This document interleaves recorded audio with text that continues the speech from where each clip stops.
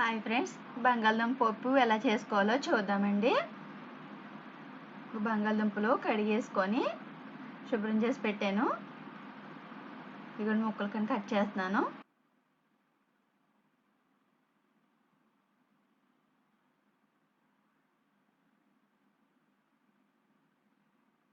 ఇక అన్నింటినీ కట్ చేసుకొని బౌల్లో వేసి పెట్టాను.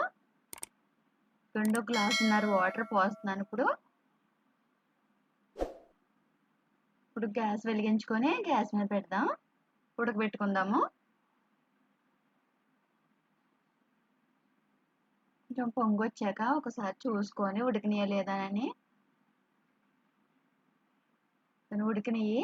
ఇక వాటర్ వంపేసుకొని గండి అట్లాంటి తొక్కంతా తీసేసాను. ఇప్పుడు ప్లేట్లో వేసేసుకొని పసుపు, 1 స్పూన్ పసుపు, తగినంత సాల్ట్ వేస్తున్నాను. 1 స్పూన్ పడింది. 1 స్పూన్ కారం. అన్నిటిని బాగా కలుపుకోవాలి. ఇలా బాగా కలిపి పెట్టాను. ఇప్పుడు బాండి పెట్టుకొని ఆయిల్ పోసాను తాలింపుకి. ఇక తాలింపు కావాల్సినవన్నీ పచ్చెనపప్పు, ఎండుమిరగాయ, కరివేపాకు, పచ్చిమిరకాయ, ఉల్లిపాయలు. ఇప్పుడు శనగపప్పు, ఎల్లుల్లిపాయలు కలిపి వేసేసాను. వేపుతాను. కొంచెం వేగాక ఇప్పుడు పచ్చిమిరకాయలు వేసుకుందాం. ఇప్పుడు ఎండుమిరగాయలు అవి కూడా వేసుకొని వేపుకుందాం. ఇప్పుడు కరివేపాకు అది కూడా వేసుకుని కొద్దిగా వేపుకుందాం. ఇప్పుడు ఉల్లిపాయలు వేసేద్దాం. ఉల్లిపాయలు కూడా బాగా వేపుకుందాం. ఇప్పుడు చిటికెడు పసుపు వేసానండి. ఉల్లిపాయలు కూడా బాగా ఎగుతాయని ముందుగా పసుపు వేసాను కదా, అందుకని లైట్గానే వేసాను. ఇప్పుడు కొంచెం అల్లం ముద్ద పేస్టు అలా మధ్యలో ఖాళీ చేసుకొని కొంచెం పచ్చివాసన పోయేదాకా అలా లైట్గా ఫ్రై చేసుకొని మొత్తం అంతా కలిపేసుకుందాం. ఇక ఉల్లిపాయలు అవి కూడా కొంచెం బాగా వేగుతున్నాయి.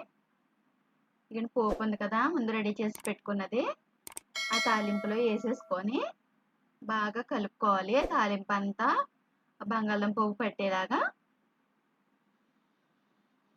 బాగా కలుపుదాం. ఇప్పుడు పోపు వేసేసాను కదా, ఇలా వేసుకోవాలి.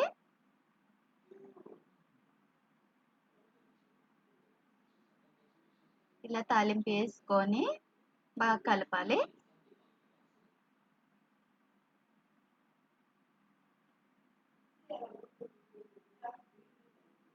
బాగా పోపు అంతా పట్టేటట్లు కలుపుకొని బాగాను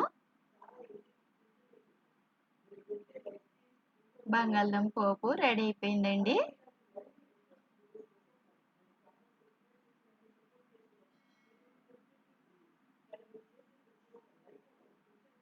నచ్చితే లైక్ చేయండి ఫ్రెండ్స్, సబ్స్క్రైబ్ చేసుకోండి.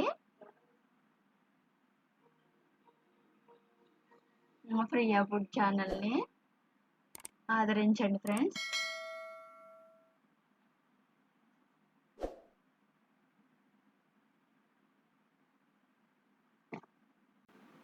పోపుని అలా 2 నిమిషాలు అలా వేపుకుంటూనే ఉండాలండి. ఎందుకంటే పోపు ముందు ఉడకబెట్టాం కదా, కొంచెం పచ్చివాసన పోతుంది. కొంచెం బాగుంటుంది. మసాలా కూడా బాగా పట్టుద్ది బంగాళదుంపకు కూడా.